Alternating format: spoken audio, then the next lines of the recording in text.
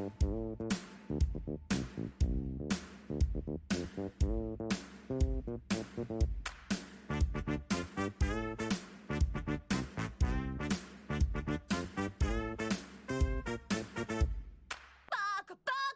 everyone, welcome to the Weeb initiative. I'm your host, the Weeb. This is the show where every other week I'll be talking about anime, manga, and everything in between. This week I'll be talking about the third season of Symphogear, aka Senki Zesshou Symphogear GX. This is one big season in a way that it tells a lot of stories, it shows a lot of lore, adds a lot to the series in itself, and for what's worth, affects the most out of the all the seasons at the end. In some parts, obviously, but not everything is based on the third season. But anyways, let's just get started. I've been researching too much into buying the CDs, and I'm kind of bummed by the price and the availability. But that's besides the point. Let's get started. So, first things first, the stats, or better yet, first off, the disclaimer, spoiler alert, I'll spoil the whole thing. The season's not really based on a twist, more or less from the beginning to the middle of it, you get what's going on towards the end. Most of the spoilers just happen really at the lore dump at the end, but anyways, so this season was aired beginning July 2015 and ended in September 2015. It has the 13 episodes as all the others, so it's 12 episodes, but the last episode is a 1 hour special, and that's basically it for the stats. The studio is Satellite, and just before I even start, I have to give a shout out to one of the girls that's added in the season, Minase Inori, that is the voice actress for Karo. Goddamn, man, big shout out to Minase Inori, best voice in the whole series, hands down. I'll gush about more later, but anyways, just a big shout out. I big hearts. Anyways, so let's get started. So about the story. The story kicks off, like, from what we gather, just some days after the end of season 2. So basically after the big frontier incident, and we see that first things first, we get to see basically a rescue mission for some astronauts that went to recover the fragments from the frontier. That was where Natasha was launched at the end of season 2, and they recovered the body and some parts of the artifacts that was in the part of the frontier she was on. But then there's this whole problem with controls and re-entering the stratosphere. So Hibiki, Tsubasa, and Chris are called out to rescue them, basically. And then we get this really, not to say quick, but this really just action-packed first entry for the season, just to keep afloat. Because the first episode is really more... After that, it's really more focused on the plot element of the season. So we get this first, let's say, rescue. We see that Maria Shirabe and Kirika are watching, so they don't actually help in this rescue. And then we get this little time skip of 3 months. So it's the end of spring, beginning of summer for the girls. And then we get the normal school stuff for the most part.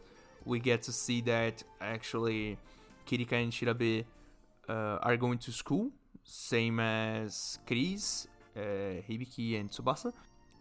But Maria went through some kind of deal with the US government / CIA / some intelligence agency outside of the second division that's no longer called Second Division. It's called Song. This will get really confusing towards the end of the explanations, but anyways. So the second division is called Song now, so I'll be referring to it as Song. So more or less, Maria, to guarantee the future and the freedom of both Kirika and Shirabe, she makes a deal with this intelligence agency that is not really specified, that she has to live as if she was an implant in the terrorist organization FINE. So she was actually a double agent from the beginning, but that's actually obviously a lie if you watch the second season. And basically she's forced into this kind of idol lifestyle, and she has so much of her rights removed and restricted by the parts of this contract and all. And basically she's being blackmailed into being an idol and doing absolutely nothing. At this point in time, Maria, Shirabe, and Kirika don't actually own their original relics, their original Symphogear. First off, because apparently the one that Maria used at the end of season 2, the one that Serena had, Altarguer, I think that's the name, it's actually broken. It's kind of broken off screen because she uses it more or less to its full use, so it's broken off screen more or less. And Kirika and Shirabe have to use Linker, that is the drug that I explained in the second season. And based on the fact that Dr. Ver is the only person on Earth basically that can actually fabricate Linker in with ease, let's say, there's no linker for them to use, so they actually don't have Igalima and Shushaga. That being said, we already get to the first point I want to discuss in the season. This season is so edgy, and at the same time it starts to really be the season of the internal conflicts. I'll get to the internal conflicts later, but the season is really, really edgy. All the songs from the characters are really, really edgy towards the beginning and the middle. Towards the end, we have the more, let's say, relaxed, respectful, hopeful songs. But towards the beginning and the theme songs for all the girls are really, really heavy, from theme to melody to the instrument composure and all. It's really, really, really edgy. That being said, from the first episode, we already get presented with the main antagonist of the show and the new supporting characters we get. The new supporting character we get in the midst of the season. So we get introduced to our main girl, main villain of the season, that is Carol Malus. I don't know actually how to pronounce this last name. Daiheim. I don't know. That's German. I don't know German. So Carol Malus Daiheim. And from the get-go, her plan is to destroy the world. From the very get-go, she clearly exclamates that I want to destroy the world. So basically, we get this in the first episode. Towards the second episode, we find ourselves in the main problem of the beginning, actually. That is, first, the fact that for some reason, Karoru, I think it's better if I say Karoru anyways. Karoru has the power to summon noise, although the Solomon Kane, that was the portal to Babylonia's armory, was destroyed in season 2. Karoru has this one thing they came up with to explain how powers and things still exist, or how bad things are created. They present this new notion of the alchemy. So anyways, so basically Karoru is an alchemist, and she has like all the formulas to nearly everything in the world. And we get to know also that although she looks like she's a lolly, she looks like a little girl, she actually predates our, let's say, the modern society. It is shown, and she explains that she actually lived with her father in the like 1800s or something like that in Germany, and her father was also an alchemist, and basically she learned everything from him and all. But whereas Kararu is really, let's say, mean, is a villain, her father is shown to be this normal guy, just a normal father, and Kararu used to be a normal girl, supportive, creative, that whole thing. And the one thing that led her to be a villain is the death of her father, burned at the stake, because for whatever reason, at some point in his life, he cured a plague that was afflicting their town, but then he was, let's say, deemed as not a witch, goddamn, as a sorcerer, and burned at the stake because of human ignorance, maybe. The thing is, he dies, and she's traumatized by it. And his last word, he says to her to know the world and understand the world. The thing is, right, she takes this to a next level in the alchemy sense, and to understand, I don't know alchemy, okay, but the short explanations that to analyze something you need to divide it into small pieces and basically analyze part for part. Her plan is basically disintegrate the world and analyze it. What she's going to do with the analysis results, I don't know. We don't know at this point. But her plan is basically destroy the world.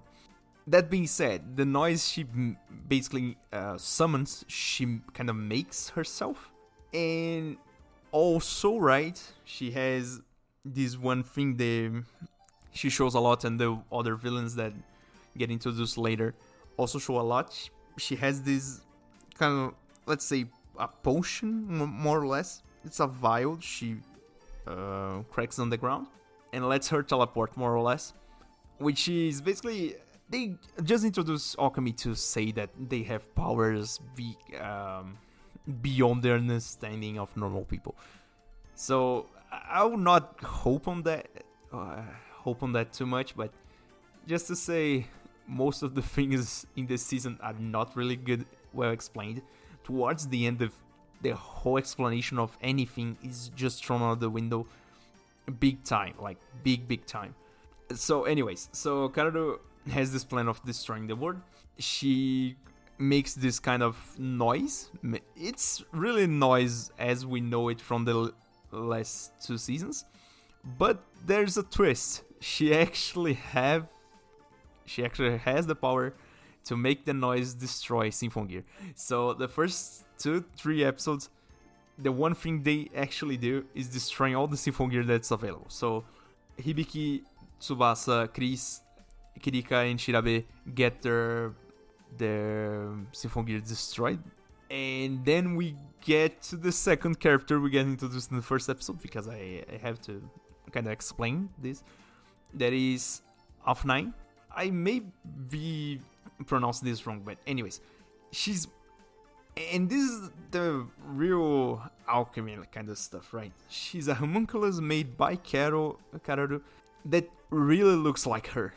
It's basically her clone, with cloned memories and all, but she has the notion that she's a different person from Kararu. And then she explains that actually Kararu created her to work on the construction of this ultimate relic that is the ultimate plan of the season. That is the Chateau de Tufages. That's French, I also don't know French. Anyways, it's a giant relic that actually works like huge disintegrator. It's basically the epicenter of the plan of dissecting the world. So basically, Alpine enters Song, is rescued by the girls and taken to Song because she knowingly, as Carol's clone, she steals a part of a relic that was being used to construct this huge chateau, and takes it to Song because she knows that Song they can stop Carol's plan, and that's basically it. She shows this one relic she recovers, that's the cursed sword of Daisling. That is this is a big point to me. It's the only thing they use 3D rendering to show, and that's perfectly okay with me. And basically, Elf9 becomes the new mechanic person who understands the Symphogear for the season and for the rest of the series. Later I'll talk about that. And so she recovers all the Symphogears. We already get at this point also. Now that I told you about Karu, I told you about Elf9. Hibiki has this one internal conflict with herself that she starts to doubt the reason that she fights. More or less, she doubts the power of her fists. More or less, that she believes at some point she starts believing that her fists are only for fighting and hurting people. But then we get to Miku coming in the clutch as the main waifu and coming like, no, your hands are more than just hurting, they help people now. And then we get this perfectly okay moment. And basically from that point on, we get the main season. The main season is we get introduced to 4, arguably 5 new villains, more or less. They are the lackeys for Kararu. They are called the Autoscotters. That is Gari, Farah, so that is Leyur, Farah, Mika, Gari, and basically they are the 4 Autoscotters. They are basically marionettes, dolls that Kararu constructed to help her reach her final goal of dissecting the world. And so we get to see a whole lot of, and this is never really explained, only explained like in the last 2 episodes. So these Autoscorers go around the city doing random stuff that we actually don't understand at the beginning, and basically we see fighting from all sides, and they use this noise that can destroy the Symphogears to really try to deter the girls from stopping Carol. But then when Alfine repairs the Symphogears, they get a new transformation with a piece of the cursed sword implanted into the relic. So basically they gain this new transformation, that's the second transformation, for when they fight this new noise called Alka noise. I think Alka is it's the radical for alchemy, I think. Anyways, so it's called the Ignite module. Basically, they transform into, they experience more or less the transformation of when Hibiki went berserk in the first 2 seasons, but they control it enough to gain a new level of power, more or less. So they transform the whole armor into a black one with some new details, and so their output becomes way greater, but they actually have a timer for safety. And towards the end, it doesn't really matter, they just throw it around as a way to say, yeah, the fight's finished here. But anyways, so with this new level of power, they can defeat the Alka noise, they can defeat the Autoscorers, but we see that the Autoscorers act in a way that one at a time, comes out and actually does something. So we first, and each autoscutter is different elements, so they have different attacks and specs and whatever the things. Basically, each one does something towards the plan, and when they die, they actually help the plan. I'll get to that. So we first get to see that the blue one, Gary, finds the map of the city, more or less. Map of the how can I say that? It's a map of the ley lines, more or less, they have on the city and the world. And obviously the center of the ley lines are in Tokyo. We get to see then all the autoscutters working together to destroy all the energy sources from the city. So they attacked hydric power sources, so generators and solar arrays, wind arrays, and so on and so forth. And then we get to see the plan more or less unfold. So they find out where the ley lines are. We then see they find out where the main part of the energy, now that the electric net is kind of disabled, more or less. We get to see they find out where the main part of the energy they can produce is stored.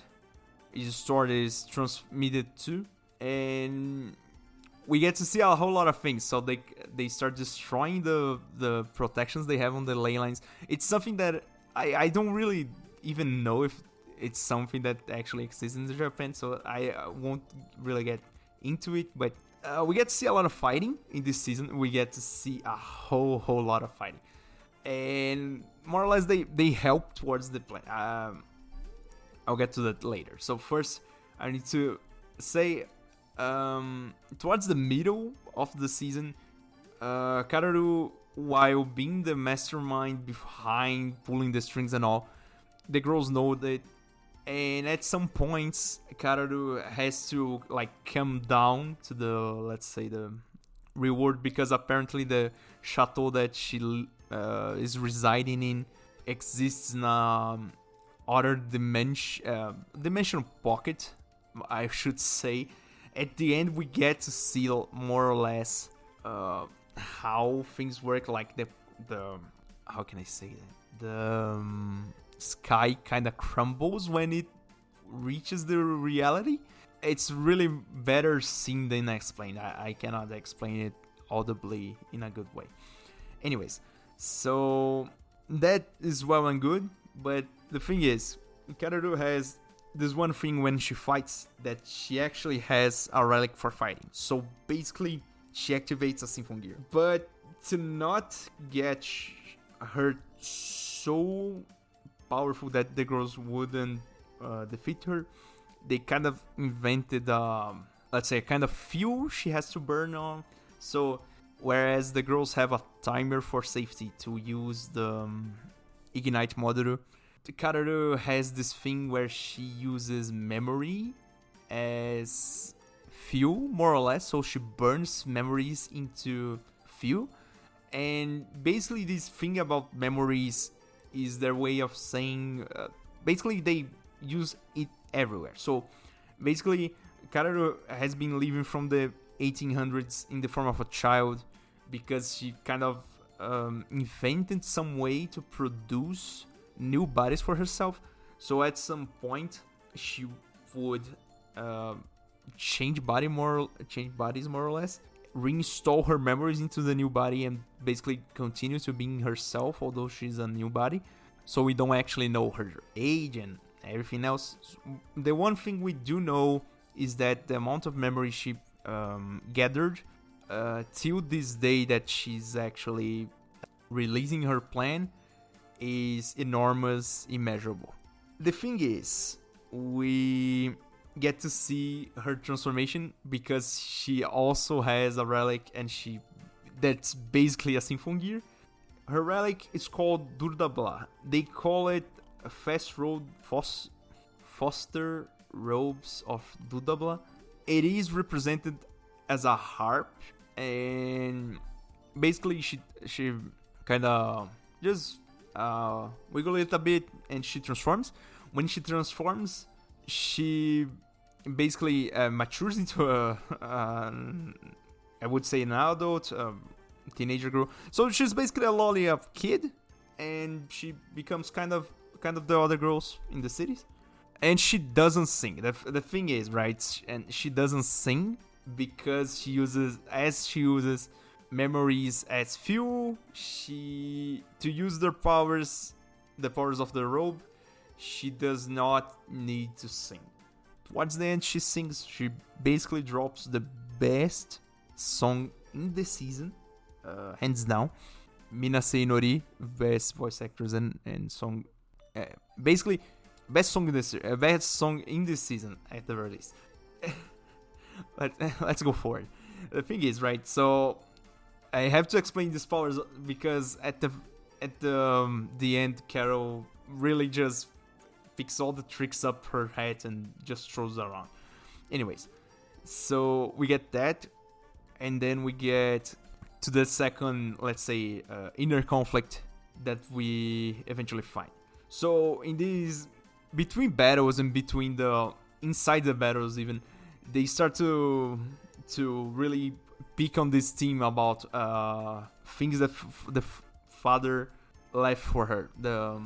Karu's father left for her knowledge, her understanding of the world, and this mission that she's trying to complete that is, in her vision, dissecting the world. We get introduced to Hibiki's father in the meanwhile, and he's an asshole, more or less. And then we get all the way back to the first season for the explanation. So when Hibiki survived the incident at the very beginning of the first season, so when Kanade saved Hibiki, and Hibiki was basically the only survival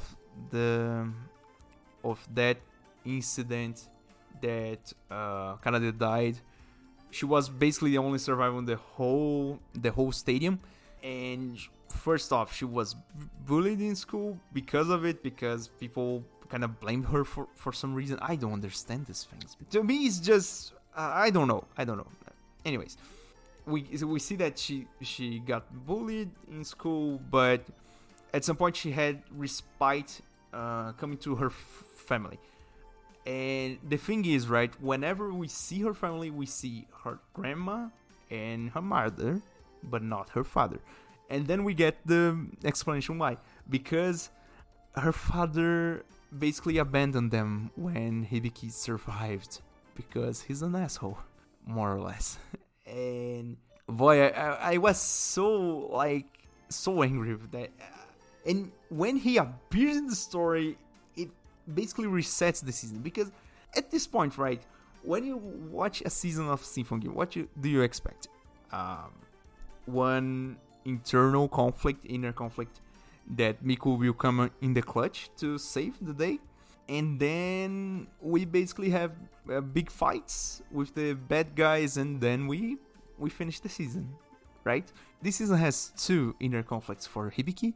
We got a really, I won't say out of touch, but really just what the fuck, a moment with Chris.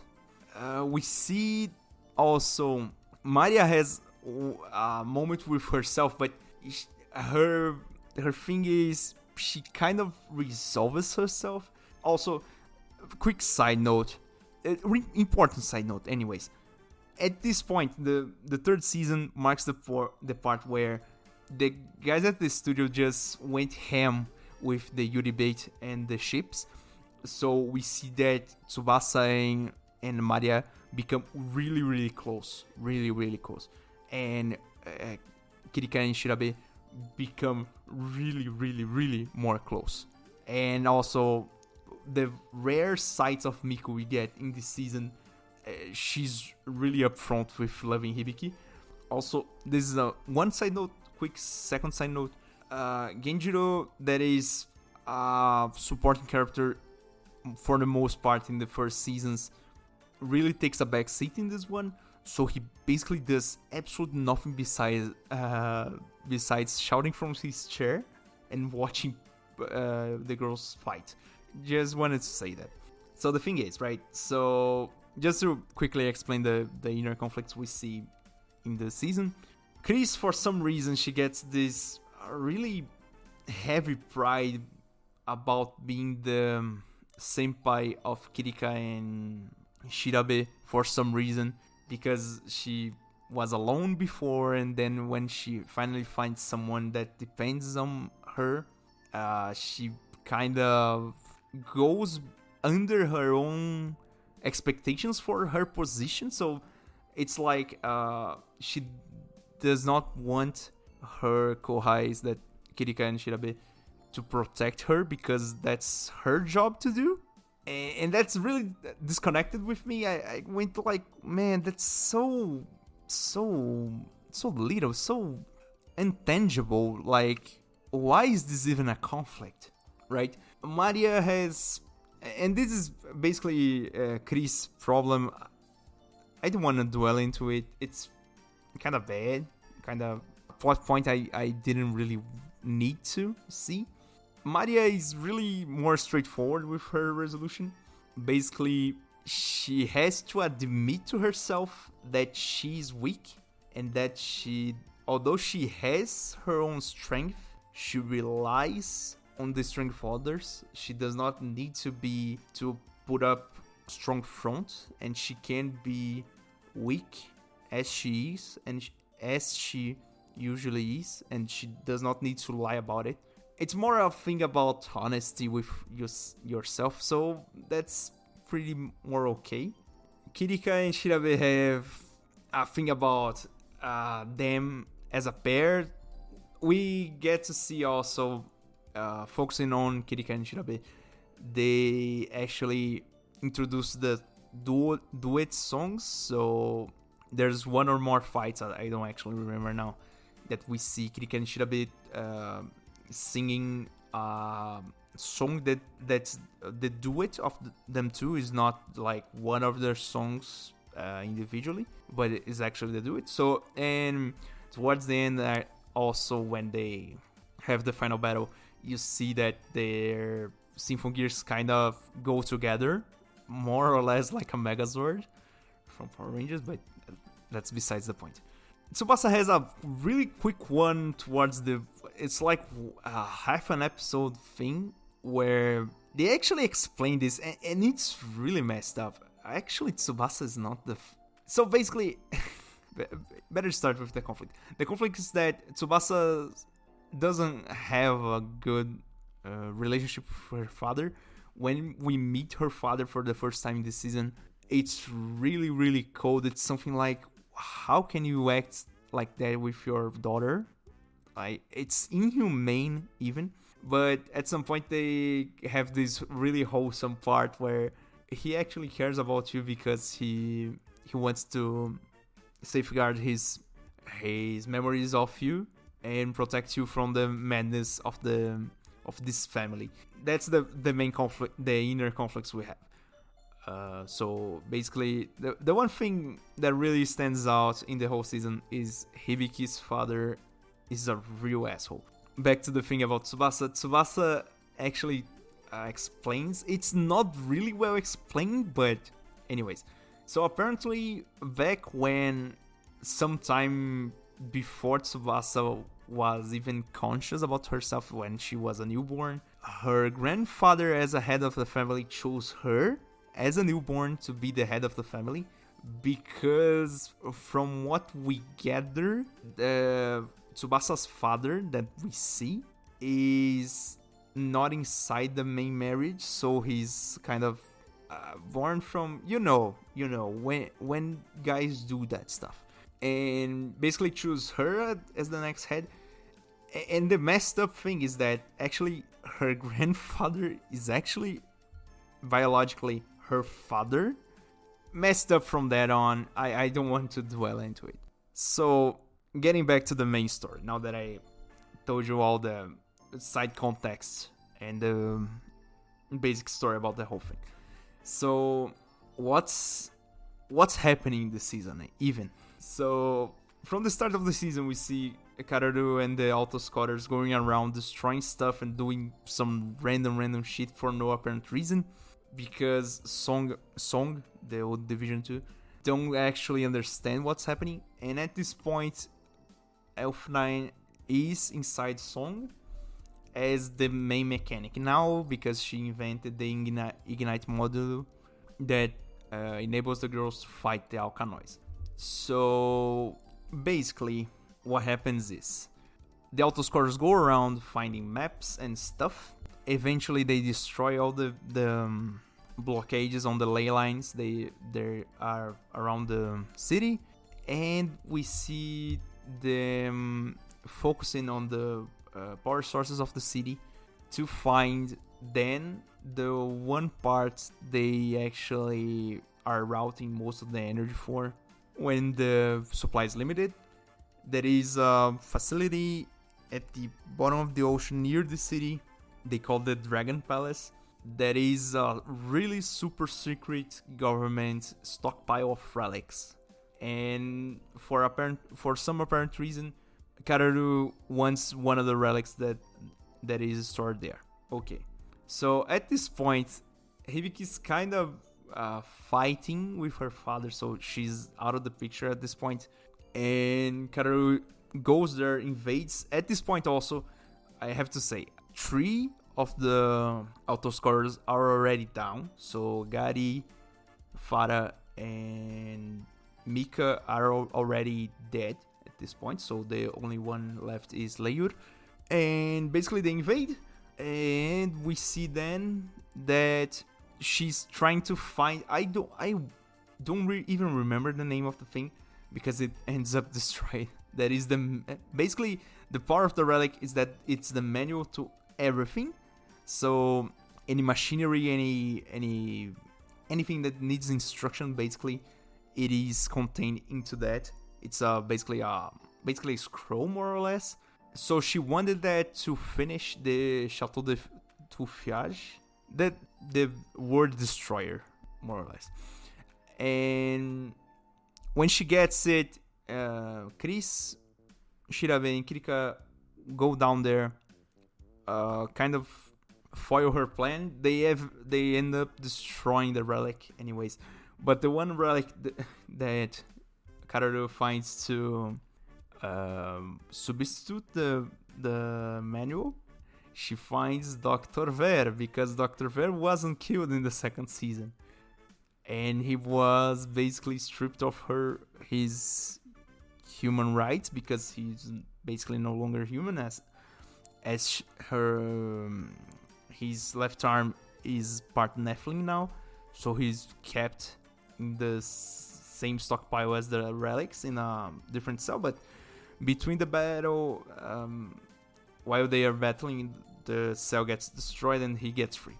Kararu then takes him to the chateau, and for some reasonable hacks, his left arm as a Nephilim can connect to any relic. So the chateau being a giant relic, he can interface with it and basically gets it running. At this point, right, we see already the end of the, more or less the end of the season. The chateau breaks the sky as it comes down, and menacing stays there, floating in the sky. At this point also, Hibiki is fighting with her father, and Kararu really just wants to screw things up, so she goes down there and tries to kill Hibiki and her father. And her father at this point is still an asshole. He just wants to run for his life and not really caring about Hibiki or the family.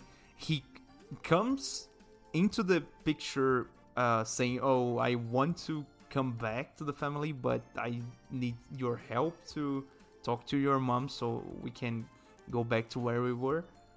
But then Hibiki enters this, and this is the crux of it.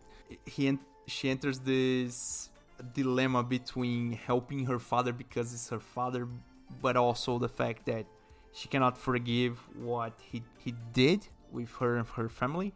because he basically abandoned her when she most needed him to be strong, right? So he didn't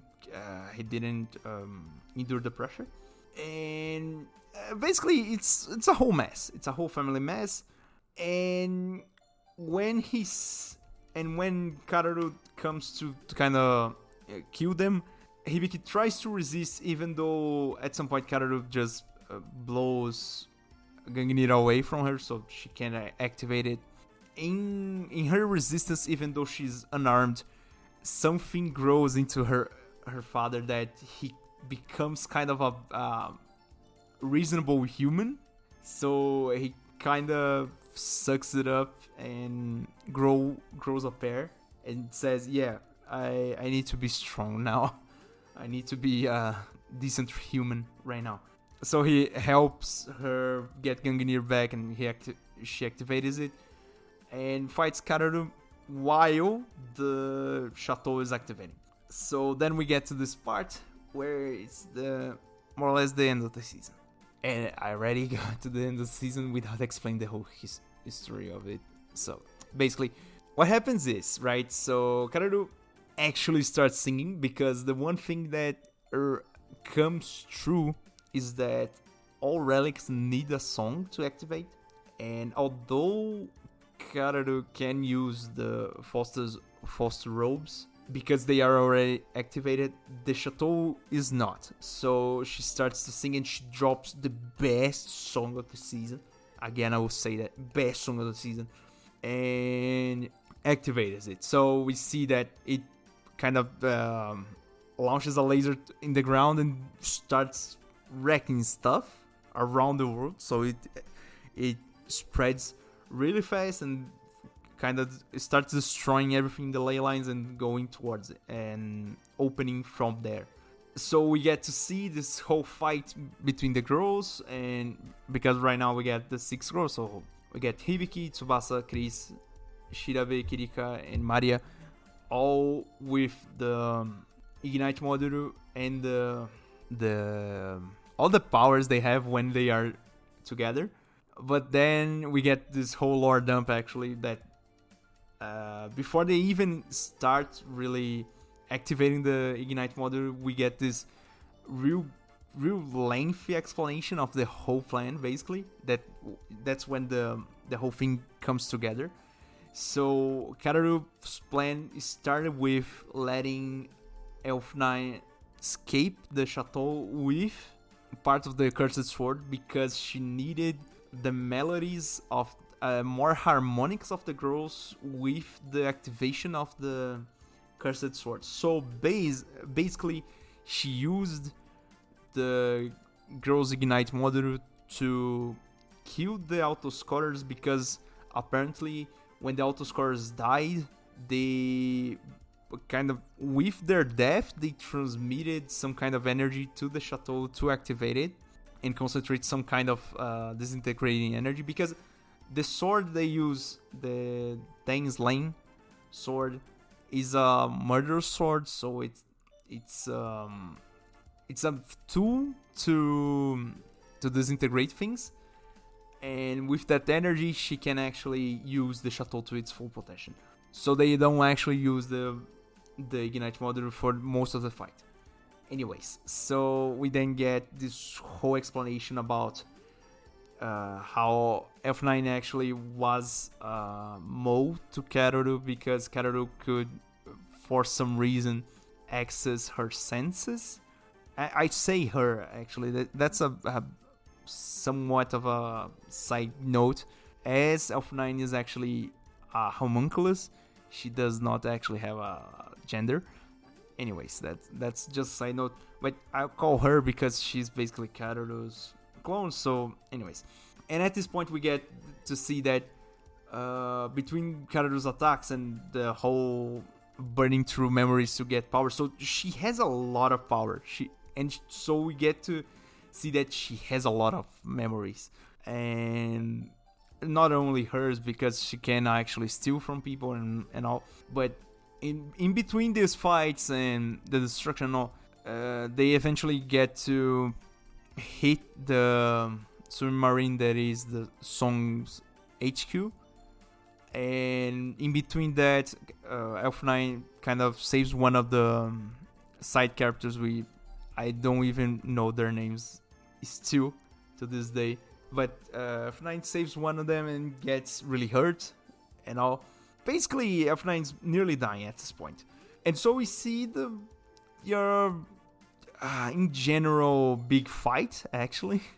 And Kararu, you see at some point we see all the different kind of stuff. So we see that Maria, Shirabe, and Kirika actually find one doppelganger that's the guard of the chateau because they want to destroy it from inside. And the doppelganger basically shapeshifts into Natasha, and then shapeshifts back into Maria with the Black Gangnir.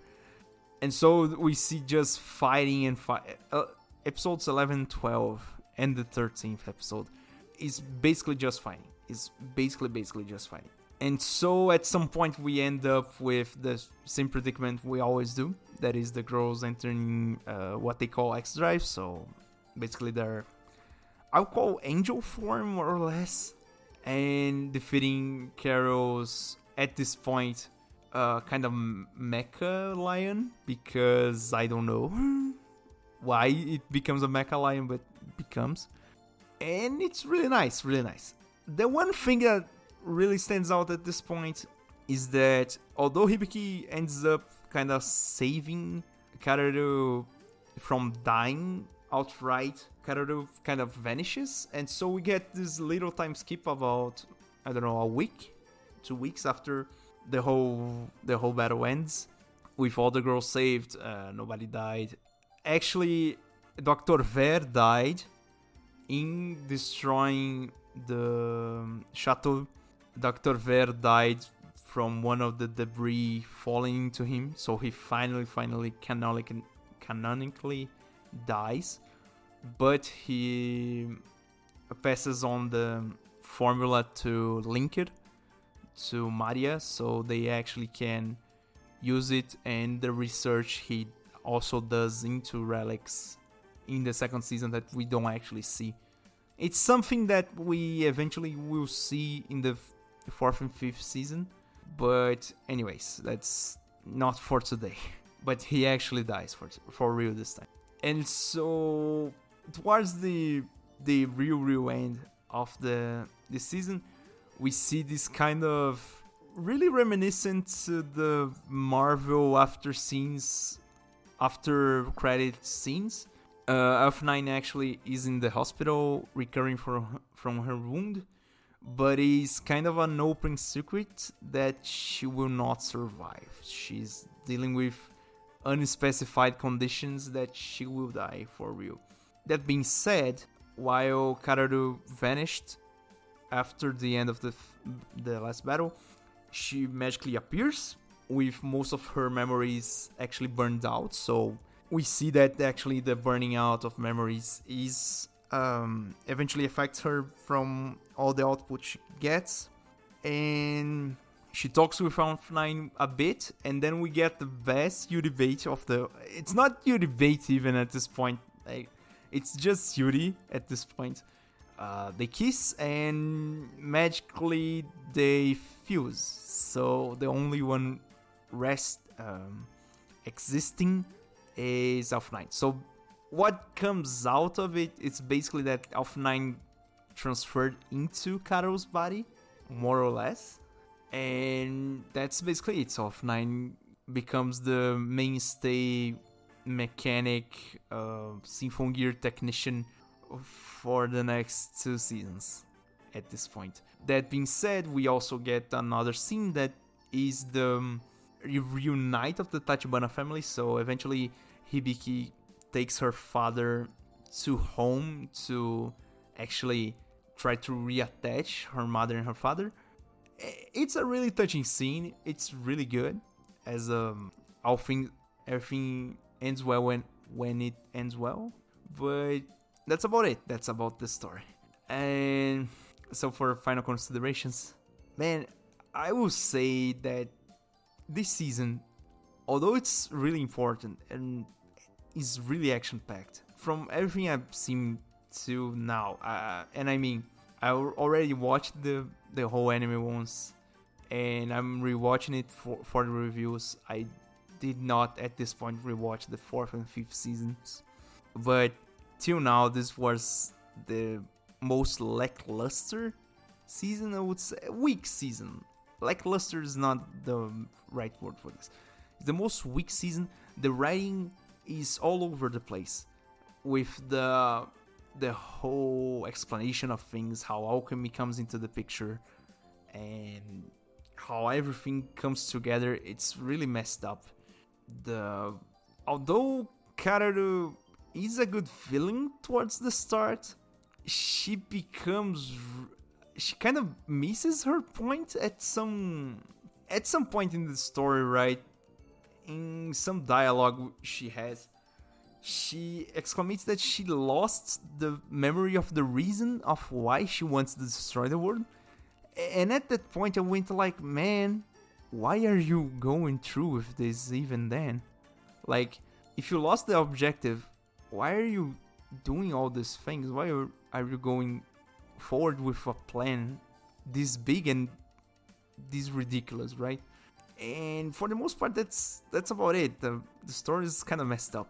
This song, though, again, and I can't say it enough. Minase Inori, as the voice actress for Karo, my man, her song in this season. There are 2 songs for this season. There is Durdabla and Tomorrow. Tomorrow is not the main focus. Tomorrow is like used once in the episode 12 for a really little scene. I think it is when the I don't really know. The thing is, the main song is Durdabla. Durdabla is the best song of this season, hands down. Not even close. It is so good. It's such a nice. They do such a. Oh man, it's something in the middle of rock and classical music, kind of orchestral music. It's so nice, and her voice goes so well with it. It's nice. It's really, really good. That being said, about my opinions, till now, not the best season. The second season was way better in some parts. The first season is better in most ways, actually. The first season is the best till now. That being said, I know for a fact that a lot of things that happen this season will come to complement the last season, the 5th one. And I really like the fact that Kararu gets introduced in this season. The way she comes out as this destructive force with all this well-laid plan. It's really nice. Really, the way she's introduced actually comes out as a better villain, because compared to Finn and compared to Dr. Vet in the first and second seasons, she actually shows some restraint in the way she does things, even to the point where when we learn that she can like transfer her memories into her body, she actually uses a thing to commit self-die. And the thing is, right, that's really committing to the bit. That's really committing to the bit as a villain, because she pays a high price for that. But at the same time, it shows her resolve and her plan as a villain. Shows that she has fallbacks, even though her plan doesn't actually go all that well towards all the parts. She has fallbacks, she has the plan B, and as a villain, she's a really good one. Although, as I already said, she kind of misses the point along the way. She misses her point along the way, and for that, the story in the season is a passable 5, let's say. The songs, 10 out of 10, 10 out of 10, and animation is pretty okay. I can say the animation became better and worse at the same time. It's not really. I can't explain it. I can't explain it really well, but at the same time, the animation, the fight scenes are really better, and the transformations also become really better from the first and second seasons. Some parts between the dialogue and some other interaction between the characters, the animation kind of messes up. I don't know how to explain that. Also, this is a big side note that I glossed over for the sake of brevity. There is the also famous swimsuit episode, the beach episode. It's as good as you would expect. There is no festival episode, unfortunately, but that's besides the point. The real takeaway is that this is the middle of the road. This is the third season in an anime that has 5. Really big things happen, although they are not all so well presented. We see that they lean a lot into things that were used in the second season mainly, but in the end it's pretty good. In the end it's pretty good, and that's about it. So if you like what I do, if you like the rants I give, if you like the anime I talk about, the manga I talk about, please consider giving a like, a share, subscribe, follow, depending on the platform you are. Please join the Discord, and again, share with your friends. I say a lot of shit about a lot of bad anime, and that's basically it. I hope you stick around, and see you next time. Bye.